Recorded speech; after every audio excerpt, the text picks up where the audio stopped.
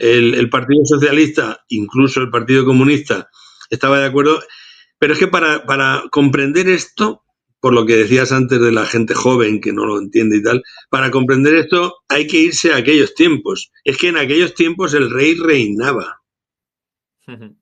Aunque no tenía poder, porque ya se había firmado la Constitución, se había aprobado la Constitución y no tenía el poder que puede tener un presidente del gobierno, pero el rey reinaba y todo el mundo estaba con el rollo del rey porque lo había puesto Franco, porque no olvidemos que el rey no tenía que haber sido rey, quien tenía que haber sido rey era su padre, que este es un rey fake que se saltó la, la, la orden dinástica, el orden dinástico, porque un dictador lo puso, porque un dictador le salió de las narices de decir, pues no va a ser su padre, que va a ser este, que yo lo he enseñado y va a ser mi perro guardián de mis militares y de mi gente que para eso le estaba enseñando. Entonces, al final, todo, no es que fuera una historia de los servicios secretos, es que fue que todos estaban de acuerdo en que para la democracia lo mejor era ese gobierno de concentración nacional y que luego, cuando la cosa se echó para atrás, quedó como el héroe, a todos les pareció bien, Felipe González salió de presidente y todos contentos.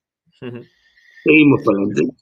Que fue un poco entonces casualidad, ¿no? Decir, otro, porque bien nos ha salido Exacto. Perdona que vuelva un poco atrás, pero en un momento determinado has dicho que la CIA sabía acerca de este golpe de Estado. ¿Por qué la CIA aceptó de alguna manera esa pasividad en el asunto y no intervenir? Ya que a la CIA le convenía completamente que hubiera, bueno, a Estados Unidos, que hubiera estabilidad. España se uniera a la OTAN, que ocurrió en el año posterior, ¿no? En el 82. ¿Por qué los Estados Unidos, la CIA, no intervino antes para evitar que se empezara a desmembrar un poco las democracias ya asentadas en Europa durante esta época? Porque no era desmembrarse, es decir, cuando puede ser complicado, cuando la CIA habría intervenido de otra manera, a como lo hizo, es si hubieran sido únicamente los militares los que preparan el golpe. Pero no eran los militares, eran el rey, eran los militares y eran los partidos de izquierda. Es decir, lo que querían era quitarse de encima a Adolfo Suárez. Y pensaron que la manera de hacerlo era esa. Adolfo Suárez, que también tenía lo suyo, claro, también tenía sus cosas, ¿no? Pero en todo caso era el presidente del gobierno, ¿no?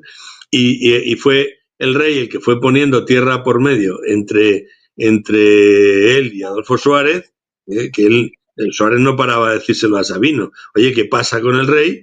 Que ya antes iba y le cogía así de los codos y nos reíamos y tal, y le decía, venga, Juan Carlos, tal, porque se tuteaban y tal, ¿no? Y ahora no, ahora le tengo que decir majestad y ya nada de tocarlo y ya nada, o sea, de repente el emérito se puso en alerta, ¿no? Y porque no sabía disimular el pobre de otra manera. Y nada, pues a la CIA no le disgustaba una cosa así. En todo caso, pasara lo que pasara, los Estados Unidos iban a seguir controlando el asunto. Pero en este caso, concretamente, la CIA sabía que teniendo al general Armada y teniendo al rey, podían controlar a los partidos de izquierdas, porque efectivamente los partidos de izquierdas venían pisando muy fuerte. Y si la cosa se iba de madre, pues podían llegar a perder, Estados Unidos podía llegar a perder el control de la situación. Pero no solamente no lo perdió, se instalaron bases militares, nos apuntamos a la OTAN. Es decir, con los partidos de izquierdas fue cuando realmente Estados Unidos tomó el control de España. ¿Por qué? Pues porque al final Felipe González está ahí gracias a la CIA. Igual que esta Bárbara Rey está viva gracias a la CIA. Si no, estaría muerta. Fue la CIA la que la que la salvó de varios intentos de asesinato. Sí, Javier, sé que mucha gente de nuestra audiencia nos ha pedido que si por favor te pueden hacer algunas preguntas. Así que, ¿te parece bien responder algunas preguntas? sí. Claro. Yo creo que lleva razón, Javi, que ya creo que ya el tema un poco del 23F lo hemos cubierto, podemos contestar a las preguntas del chat. Sí, por ejemplo, Paco Séquito nos pregunta ¿y por qué Sabino molestaba? Sabino molestaba porque no le parecía bien la actuación del rey. Es decir, Sabino era una persona que era pues un señor hecho y derecho. Y entonces, no es que no le pareciera bien la actuación del rey en el sentido militar, es que no le parecía bien la actuación del rey en el sentido putiferio. De ahí venía el rollo. Por lo católico que él era. Claro, el desencuentro entre el rey y Sabino venía por el putiferio, no venía por los militares. Que al final, todo esto, todo el 23F y todo esto es una pena, pero al final parece todo un asunto de bragueta, pero es así. Es decir, Sabino largó y estaba enfrentado al rey por eso, porque él no le parecía bien que el otro no parase de estar con una y con otra, dejar a la reina allí tirada y aún encima que sabiendo que se estaba pagando todo con los fondos reservados.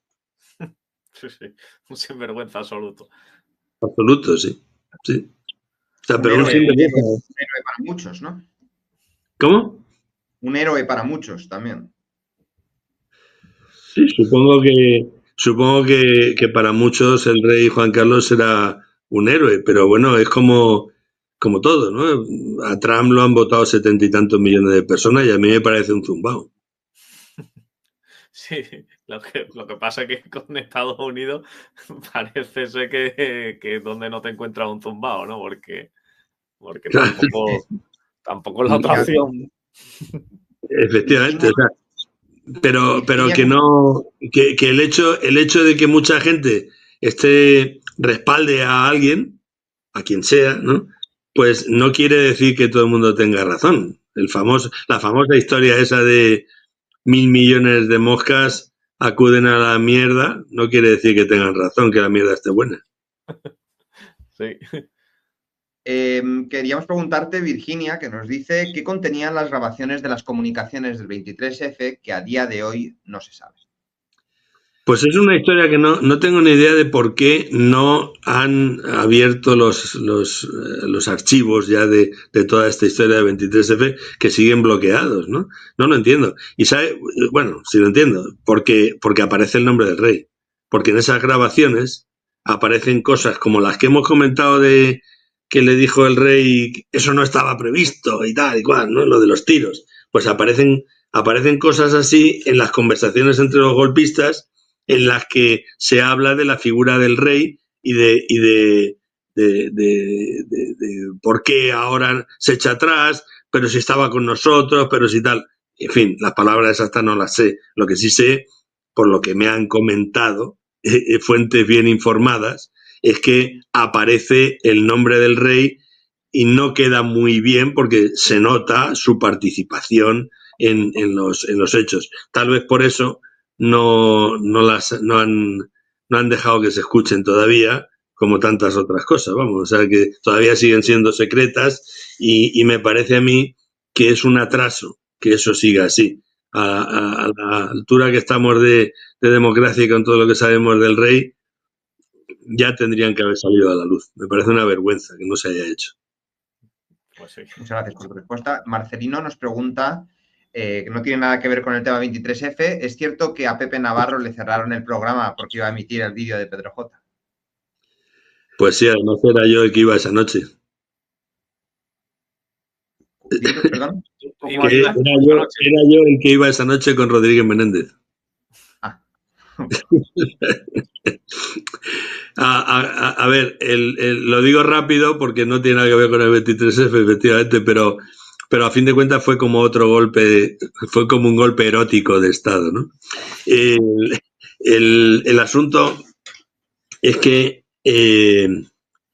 hay periodistas que trabajaban para el grupo Z, que para Interview, para tal. Hace poco habéis tenido uno ahí que creo que se llama, es un señor mayor, creo que se llama Pedro Avilés.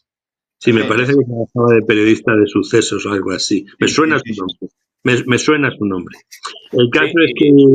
Por cierto, Pedro Avilés dice que le cae muy bien en Enrique Menéndez. Rodríguez Menéndez. Sí. Rodríguez Menéndez era un putero, a lo mejor le queda bien por eso, no lo sé. Bueno, el caso es que en un momento determinado la señora Superancia Rapú Muevaque, la que hizo el tema, bueno, lo que salía en el vídeo, y el agente, el colaborador de los servicios secretos que estaba dentro del armario, pues pusieron, como les fallaron los compradores primeros, pues lo pusieron se lo ofrecieron a varios medios, entre ellos al Grupo Z. El Grupo Z les dijo, oye, en fin, que no podemos soltar 50 millones de pesetas así por la cara sin ver el vídeo, ¿no? Tenemos que ver el vídeo, venir a nuestras instalaciones y vemos el vídeo. Pues igual que si voy yo o vais vosotros, de repente entras a un sitio de estos técnicos, ¿no? Donde hay un montón de grabadoras, de historias, de pantallas, de televisión, de todo, ¿no? Total, sentaros ahí que vamos a ver el vídeo. El vídeo dura muy poquito. Lo ponen el vídeo, lo ven, lo piensan y dicen, no nos interesa porque esto tiene que ver con la intimidad y nos pueden denunciar y tal y cual. Y se van los otros sin haber vendido el vídeo, sin saber que les acababan de hacer una copia al vídeo. La acababan de duplicar. Con esa copia, Antonio Asensio llamó al presidente del Grupo Z, o sea, el jefe de Pedro Avilés, llamó a Pedro J pero especialmente llamó a Juan Villalonga, que era el presidente de Telefónica, íntimo amigo de Pedro J, íntimo personalmente, ¿no? Era el que le salvó el culo en muchas ocasiones. Y bueno, lo de salvarle el culo ya no sé si tendría solución, pero en todo caso, en el que le salvó el culo. Y entonces, pues, en la reunión, Antonio Asensio le dijo a Juan Villalonga que quería vender Antena 3 y que la quería vender por tanto. Y el otro dijo que no. Y entonces este puso el vídeo encima de la mesa, el vídeo de Pedro J, y dijo, va a ser que sí. Y y Juan Villalonga, por hacerle un favor a Pedro J, compró el vídeo. Y compró el vídeo, no, compró Antena 3. Porque estaba el vídeo por encima y para evitar su emisión compró Antena 3, que se dice pronto, aquello costó un dineral. O sea, Telefónica compró Antena 3. No olvidemos que luego el conglomerado del Mundo y tal participaba en una historia donde también estaba Antena 3, no era solo el periódico. Y luego el tema de Pepe Navarro es que Pepe Navarro tenía, igual que ahora la tienen los futbolistas, condiciones de rescisión en el contrato, ¿no? Si te quieres ir. Pepe Navarro tenía una condición de 2.000 millones de pesetas. Y como esa noche iba a sacar el vídeo, Juan Villalonga lo llama y le dice, no se emite el programa. Y además te lo cierro. Y le soltaron 2.000 millones de pesetas a Pepe Navarro. ¿Quién le iba a decir a Pepe que por el culo de Pedro J iba a ganar 2.000 millones de pesetas o lo que le dieran? Entonces, por eso Pepe Navarro después toda su vida ha vivido de lujo, porque tenía un dineral. Tenía un dineral. Así que mira qué bien le vino a Pepe Navarro que le cerrasen el programa esa noche. Lo que pasa es que cuando hablamos de periodismo serio, cuando hablamos de que el periodismo de entonces era el auténtico y tal, es porque el que lo dice no sabe de qué iba la cosa de la trastienda del periodismo, pero detrás del periodismo hay tanto más que detrás del golpe del 23F. Al final, todo es la realidad paralela a lo que cuenta, no la realidad que queremos, que vemos, la que nos venden. No el todo está periodismo no está muerto. No está muerto como nos dijo Pedro Avilés, entonces, ¿no? El periodismo no está, al contrario, está más vivo que nunca, porque es precisamente ahora que gracias a las redes sociales no te cortan. Tú ten en cuenta que entonces era todo periodismo, bueno, había televisión y había radio, pero lo que mandaba era el periodismo en papel, en las revistas, en los periódicos y tal. Y llegaba quien fuera, Telefónica, por ejemplo, el banco tal, Santander, el otro, y te ponía publicidad, páginas completas, todos los días o todas las semanas o todos los meses. Y si te pasabas o decías alguna cosa que no tenías que decir, te daban el toque.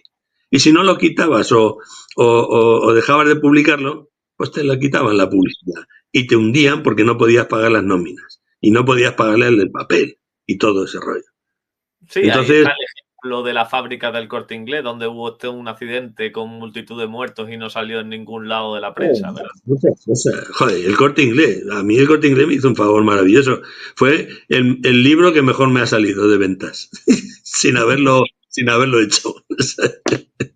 Yo un día voy a ver a Ángel de Barrutel, que es era el jefe de relaciones externas del Corte Inglés. Y le digo, y el que se inventó lo del Día de los Enamorados, ¿sabes? Y le digo, oye Ángel, que voy a escribir un libro, para colmo, haciendo una excepción. Yo qué se me pasaría a mí por la cabeza para hacer un libro blanco, es decir, un libro bueno, que era un libro sobre anécdotas y curiosidades de los grandes almacenes, del Corte Inglés. Es decir, pues no sé, traían a Sylvester Stallone para hacer un anuncio, qué pedía tener en su habitación, qué tal, cuántas bombillas ponían en Navidad en todos los centros, yo qué sé, anécdotas de ese tipo o cosas que me iban a contar a mí los jefes de cada Corte Inglés, para lo cual el Corte Inglés puso a mi disposición pues una especie de intermediario entre el Corte Inglés y yo para que me fuera dando toda esa información y no tuviera que ir yo preguntando por todas partes, ¿no? Porque estaban encantados, porque era un libro simpatiquísimo y que lo podía comprar mucha gente y tal. Vamos, el Corte Inglés no iba a ganar nada con eso, pero sí que iba a tener publicidad gratis, porque a ellos no les costaba nada. Yo no fui a pedirles dinero, yo fui a pedirles colaboración. Lo habría hecho igual sin ellos, ¿eh? Pero con ellos era más fácil. Total, que quedamos en eso, en que me ponen una persona de intermediario y tal, y luego al poco tiempo me llama Ángel y me dice, oye, quedamos a tomar un café en el Palace. Y quedamos en el Palace. Ángel de Barrutel era la mano derecha de Isidoro Álvarez. Isidoro Álvarez, no sé si sabéis quién es. además del presidente del Corte Inglés, su hija está casada con el hijo de Juan Abelló, una de las fortunas más grandes de España, el que vendió la empresa de antibióticos y que Mario Conde le hizo la gestión y por eso Mario Conde se hizo millonario. Ajá. Y la señora de Isidoro Álvarez, en fin, ¿cómo lo diría para que no quede feo? Pero bueno, que era la encargada del Riscal, un garito muy conocido en España, nocturno. Esa era la señora Isidoro Álvarez. Al final, resulta que en aquel café en el Palace, pues me dice, oye, mira, que está hablando con Isidoro y me ha dicho que que está bien lo del libro, pero que para qué lo quieren, que si nunca hemos hecho un libro, ¿por qué lo vamos a hacer ahora? Y digo, bueno, ya, pues como tantas otras cosas que no se han hecho nunca y se hacen en un momento determinado, ¿no? Dice, ya, pero... Oye, por cierto, Javier, ¿no me decías que ibas a montar una publicación diplomática y que estabas en ello y que iba a salir ya mismo? Digo, sí, estoy en ello. Ahora tengo que comprar todos los ordenadores y tal y cual, no sé qué, en fin, montar la redacción, ¿no? Y me dicen, eso te lo hacemos nosotros. Eso, ¿para qué vas a hacer el libro? Tú déjate de libros y eso te lo pagamos nosotros y me dieron toda la informática que necesitaba para la publicación, cámaras fotográficas, ordenadores, escáner, impresoras y tal igual. Y no me acuerdo ahora mismo cuántos millones de pesetas me dieron para los primeros gastos. Para los primeros. Sin escribir el libro, que si lo hubiera escrito no habría ganado tanto, ¿sabes? El mejor no libro escrito nunca. Exactamente. Entonces, así es la cosa, que la publicación se llamaba Hello Diplomatic y luego además hicimos otra en papel que se llamaba Cita Internacional y era todo de democracia, o sea, de democracia, de diplomacia, de embajadores y cosas de estas así, ¿no? Luego se la quedó otro grupo y yo me fui a otras cosas. Y bueno, pues la verdad es que así es como funcionan las cosas.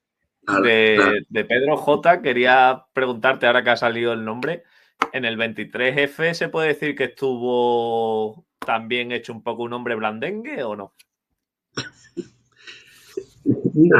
No, bueno, en aquellos momentos Pedro J estaría en Diario 16 seguramente. Sí, Diario 16. Sí. Y no, sí, hombre, es que había que nadar y guardar la ropa, ¿sabes? Que estábamos hablando de militares y tal, y en un momento determinado, si el golpe triunfa, pues si el golpe triunfa te pones mirando para Pamplona rápidamente. Y como no triunfó, pues al día siguiente todos eran muy valientes y muy maravillosos, y ya triunfó la democracia y al día siguiente.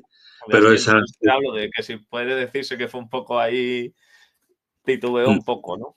Sí, no, pero en todo caso, Pedro J siempre ha tenido muy buena información. Entonces era un dios de la información, sobre todo más tarde, cuando ya fundó El Mundo y tenía acceso a otro tipo de informaciones. Y digo lo mismo que he dicho antes de otras personas, pues Pedro J no está en la cárcel por la información que tiene, si no estaría en la cárcel, a lo mejor ya habría salido, pero estaría en la cárcel, habría estado en la cárcel. Pero gracias a la información que tenía, pues pudo escaparse de algunas cosas. Hay muchas preguntas, Javier, acerca del elefante blanco y quién era la persona. La persona era Alfonso Armada, aunque después, con el paso del tiempo, creo que le hubiera pegado más a Juan Carlos I por lo del elefante de Botswana. Sí. Claro. Pero todo es circular, fíjate, empezamos por un elefante blanco y terminamos por otro elefante. Pero era Alfonso Armada el que se esperaba que fuera ahí en el nombre del rey. Exactamente. Nos pregunta Florentino si la CIA tuvo algo que ver con lo de Carrero Blanco. Absolutamente, si no hubiera sido por la CIA no se habría podido hacer. La cuestión es que Carrero Blanco era... ¿cómo te diría yo? Pues era una piedra en el zapato para seguir el camino que estaba previsto de la democracia, ¿no? Si Carrero Blanco hubiera estado ahí, no se habría podido seguir avanzar en la democracia. Entonces había que quitárselo de medio, y qué mejor que facilitar a unos terroristas el que lo hicieran. Hay que tener en cuenta una cosa, que muchos de los atentados que hemos vivido en el mundo, pero también en España, son atentados por encargo. Muchos son atentados por encargo. Ahí tienes a la fiscal Tagle, que la mató ETA también, pero que se lo colocaron a ETA. O sea, le pasaron la historia de que era como una información interna entre ellos y tal, pero resulta que la información fue filtrada por los servicios secretos, porque estaban en las conversaciones de Argel y la fiscal Tagle estaba, en fin, jodiendo un poco las conversaciones, ¿no? Porque ella era enemiga auténtica de ETA, ¿no? Y enemiga legal, quiero decir, ¿no? Y entonces, pues le dijeron a Josu Ternera, ETA. Josu Ternera dio la orden y la mataron. también pasó lo mismo con Sandra Mozarovsky, que le filtraron al Grapo la historia de que había que matar a un capitán de la Policía Armada, que fue el que encargó a unos pringaos que le dieran un susto a Sandra, y al final pues se cargaron al capitán de la Policía Armada. Pero no sabían que en realidad quien le había pasado la información era el jefe de las cloacas, a través de otra persona, era el jefe de las cloacas en aquel momento. ¿Sabes? O sea que muchos atentados se utilizan a los terroristas por encargo para hacer cosas, ¿no? Y por supuesto que el tema de Carrero Blanco, la CIA estaba detrás, porque Carrero Blanco molestaba. Era muy franquista, ¿sabes? Y muy poco proclive a la democracia. Y tantas otras cosas que hay detrás de todo esto. Obstaculizaba.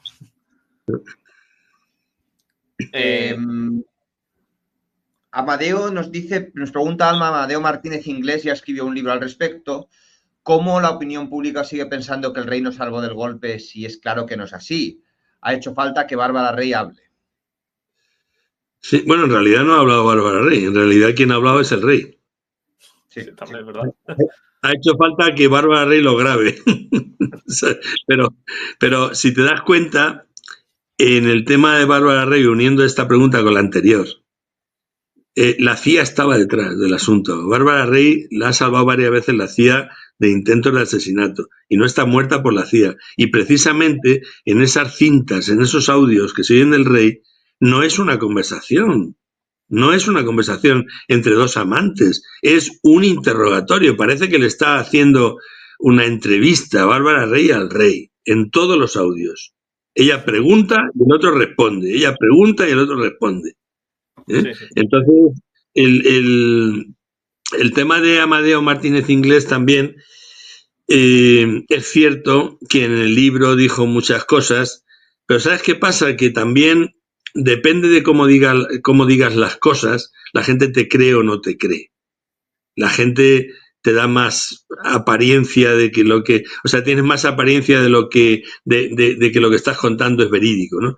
Y el coronel Martínez Inglés, pues aunque es un hombre que sabe muchísimo y que ha estado ahí en el meollo de la cuestión y a que yo respeto, pero son las formas las que le han fallado, yo creo, a la hora de contar la historia, porque él sí que sabe mucho del asunto este.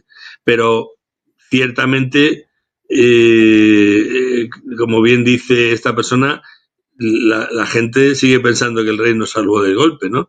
Y no ha sido así, no nos salvó del golpe, y lo de Bárbara Rey es eso, es la confirmación, una más de las confirmaciones. Lo que no es normal es que ya tuviéramos las confirmaciones del rey en el mismo 23F, cuando decía esto no estaba previsto y cosas así, que luego, que no son imaginaciones mías, que es que luego es el secretario general de la Casa del Rey el que lo cuenta, no yo.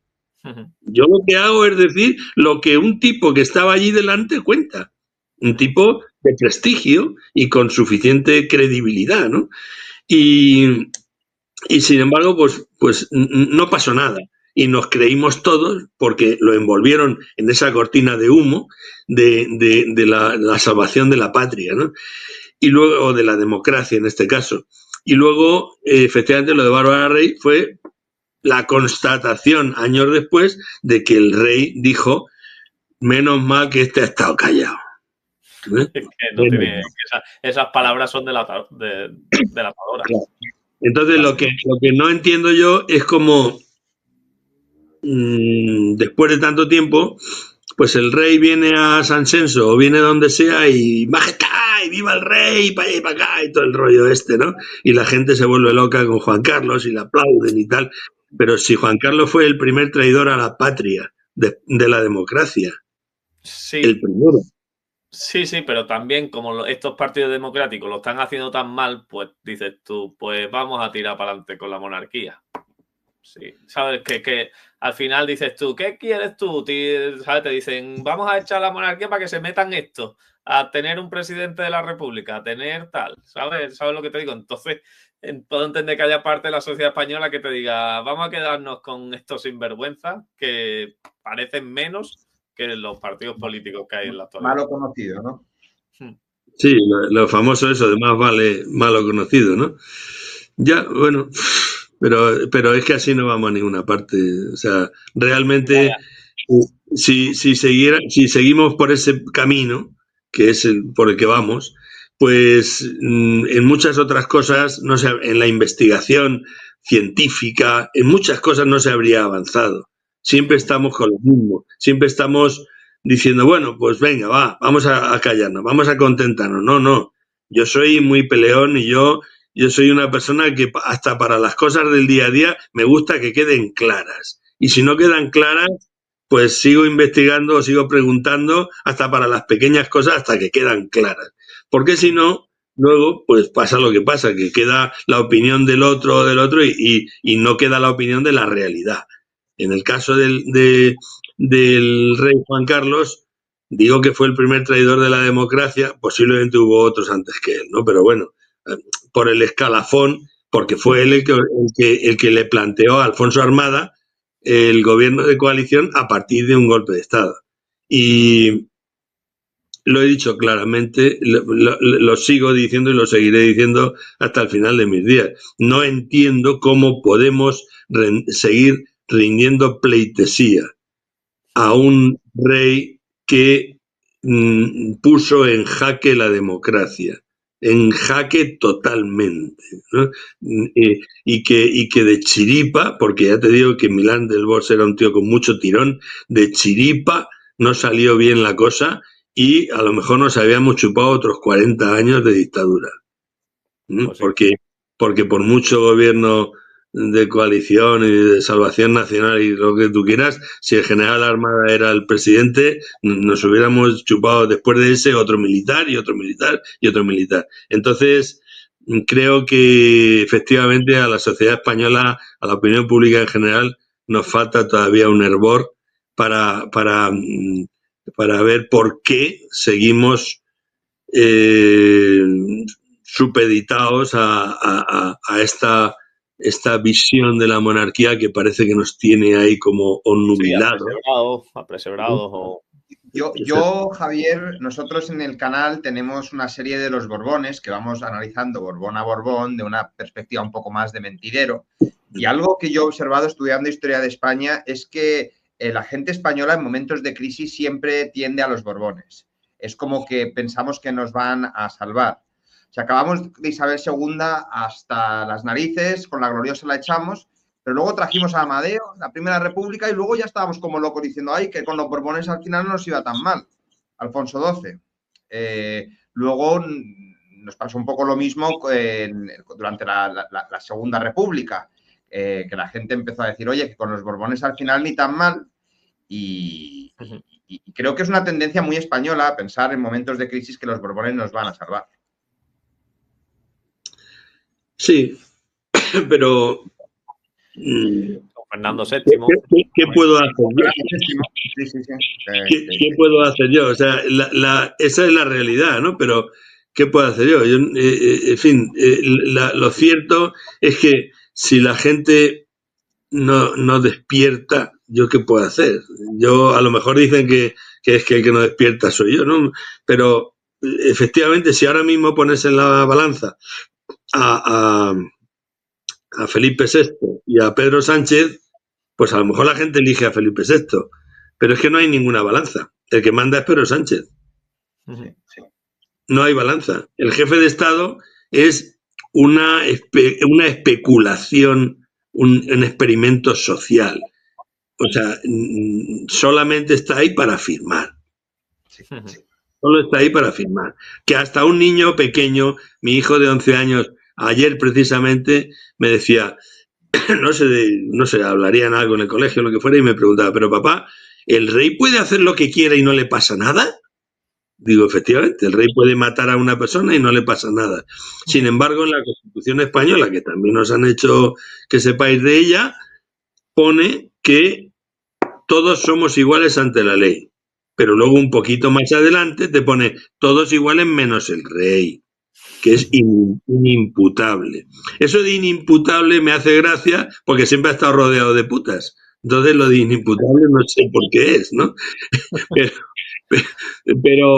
Pero sí que efectivamente no somos todos iguales ante la ley, y él es diferente. Entonces ahora, ¿qué podemos hacer? Estamos en manos de una persona que como todo es circular, pues aquellos terroristas que pusieron, que por sus atentados pusieron en jaque la propia democracia, porque el golpe de Estado del 23F vino por la presión que hacían los terroristas, entre otras cosas, pero sobre todo, ahora resulta que son los que deciden, su voto es el que decide si España va para un lado o para otro, si España hace esto o lo otro, cuando les preguntan, que tampoco les preguntan todos los días, porque Pedro Sánchez no necesita que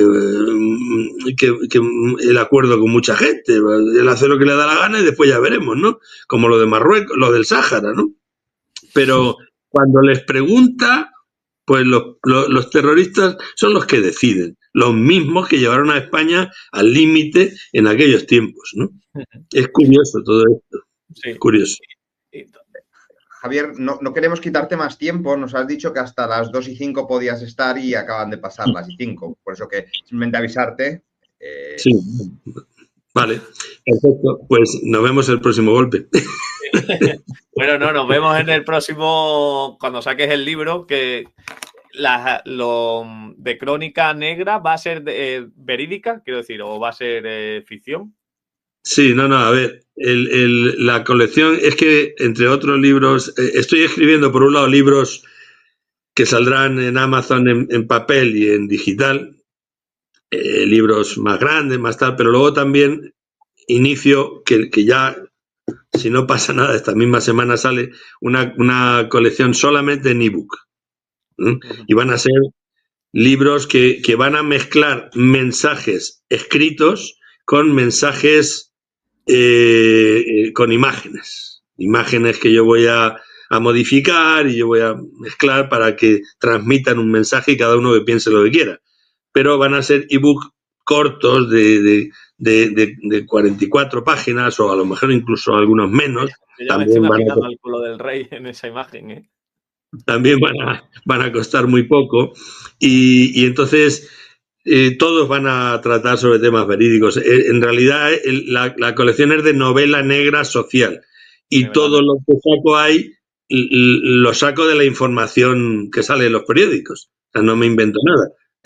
Cojo la información que sale en los periódicos y la analizo, porque no hay más argumento de novela negra que lo que pasa en la sociedad, que la realidad que pasa en la sociedad. Eso sí que es una novela negra. No te tienes que comer el coco inventándote detectives, inventándote tramas. No. Simplemente lee los periódicos. Y ya verás qué argumentos te sacas de ahí más grandes. Sí, totalmente. Que pues, estamos pendientes a ese futuro libro, vale, que lo leeremos, lo comentaremos y disfrutaremos de otra charla. Si me dejas son minutos, muchos tengo curiosidad por preguntarte una última cosa que no tiene nada que ver. Sí. Que Isiña aquí le molesta mucho un poco tu forma de hablar y te dice la palabra señor muchas veces. ¿Que tienes algo que decirle? ¿Te consideras un señor o no lo eres? ¿Quién les molesta? Isiña es una persona que está mucho con nosotros en el chat y tal, y cuando te tenemos en el canal como que le molesta mucho un poco tu vocabulario y te menciona mucho con la palabra señor. Bueno, que si me molesta que me diga señor, pues a mí cuando me molestó, la única vez en mi vida que me ha molestado que me diga el señor fue cuando, considerándome yo todavía un machote, subo en un ascensor con dos chicas adolescentes, ¿no? Y me dicen, señora, ¿a qué piso va? A partir de ahí dije, ostras, me estoy haciendo mayor. ¿Vale? Luego lo de la manera de tratar a las mujeres en general, eso sí que me molesta que alguien lo piense, ¿no? Yo, me parece a mí que se me puede tachar de muchas cosas menos de machista. La educación que le doy, por ejemplo, a mi última hija, pues mira, hace dos noches estuvimos viendo la película esta de la famosa feminista mexicana, ¿no? Que tanto peso ha tenido para el feminismo. Sí, efectivamente. Y fui yo el que le dije, vamos a verla, ¿no? Es decir, yo a mi hija intento fomentarla en el tema del peso que puede tener ella a nivel de la inteligencia que tenga y la cultura que tenga, y no lo que enseñe. Siempre me dice mi hija, papá, ¿por qué si estas cantantes tienen tan buena voz, tienen que salir medio desnudas a cantar? Si lo que tienen que hacer es cantar, ¿no? Es mi hija la que lo dice, ¿no? Entonces, al final, que cada uno puede hacer lo que quiere, salir desnudo si quiere, hacer lo que quiera, ¿no? Tiene su libertad y su mercado, ¿no? Pero yo lo que intento enseñarle a mi hija es precisamente a que sea ella como cree que tiene que ser y que sea una mujer de verdad, pero sobre todo que haga valer el hecho de ser mujer, ¿no? Y que no se deje llevar por ejemplo, como todas las canciones que hay. No hay más que escuchar las canciones que hay en el mercado, de todo el reggaetón y todo esto, que al final lo único que todas son canciones machistas, incluso las que cantan mujeres. Sí, sí. A mí, yo también diría a todo esto que a mí me da mucho más miedo un hombre que se declara aliado feminista, y a la vista está el ejemplo de muchos de estos partidos políticos. Sí. Me da mucho más miedo de cómo se pueden comportar cuando nadie le ve que alguien que a lo mejor se expresa de esta forma, usando la palabra puto, usando la palabra tal. Yo sospecho mucho más del que se llama... Pasa una cosa, mira. Yo soy una persona natural, yo me expreso tal cual, ¿no? Y llamo a las cosas por su nombre, ¿no? Yo, si no digo más veces la palabra puta, es por si os desmonetizan el vídeo. Pero si no, llamaría a las cosas... ¿Cómo quieres que llame a una mujer que ha estado extorsionando al Estado, sacándole dinero al Estado, porque grabó secretamente al rey cuando se estaba acostando con ella e incluso utilizó a su hijo menor de edad para hacerlo? ¿Cómo quieres que la llame? ¿Hermana peligresa? No puedo. Entonces, yo llamo a las cosas por su nombre, no sé. ¿Cómo quieres que llame a Corina? ¿La prima Corina? ¿Cómo quieres que llame no sé, pero con los tíos hago lo mismo? ¿Cómo quieres que llame a Pedro J? ¿Cómo quieres que llame a Pedro J? ¿Entiendes? En fin, podríamos poner ejemplos de mujeres y de hombres y estar aquí otras 2 horas hablando de lo mismo, ¿no? Yo soy natural y no me considero enemigo de las mujeres, al contrario. Toda mi vida ha sido alrededor de las mujeres y toda lo bueno y lo malo que he tenido en mi vida, pues ha sido alrededor de las mujeres. Lamento si mi vocabulario ofende en algunas ocasiones, pero en fin, sí, soy como soy. No lo puedo remediar, soy como soy. Nos parece genial. Ha quedado claro.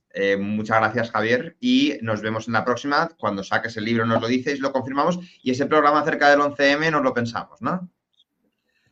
Sí, podemos hablar del 11M, sí, podemos hablar. Un día podemos hablar del 11M, porque, no sé, a lo mejor hasta Jorge Descayas nos podría explicar qué hacía el jefe de los servicios secretos, qué hacía en una reunión de embajadores árabes en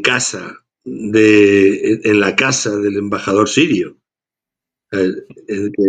que organizó una reunión de embajadores árabes. ¿Qué hacía allí el jefe de los servicios secretos? Hombre, que estuviera yo era normal, yo era asesor de la embajada siria, pero ¿qué hacía él? Entonces, No sé, hay muchas cosas que se pueden hablar, sí. Pues sí, es interesante. Y además, datos que yo, mira, desconocía. Mosén Bilal se llamaba el embajador. Y yo era su asesor. Pues muchísimas gracias, Javier. Por cierto, como todo es circular, a que no sabéis cómo lo conocí. Gracias al dinero del Corte Inglés. El mejor pacto de tu vida, el Corte Inglés, ¿eh? Sí, el mejor libro, ¿eh? No, el mejor libro que has escrito nunca, que no has escrito nunca. Que no has escrito nunca. Que no he escrito nunca. Después podía haber ido también a seguir pidiendo, porque después lo dirigía a un falangista, ¿sabes? Y al final han quitado al falangista y ya lo maneja más la gente del Riscal, los herederos del Riscal. Pero bueno.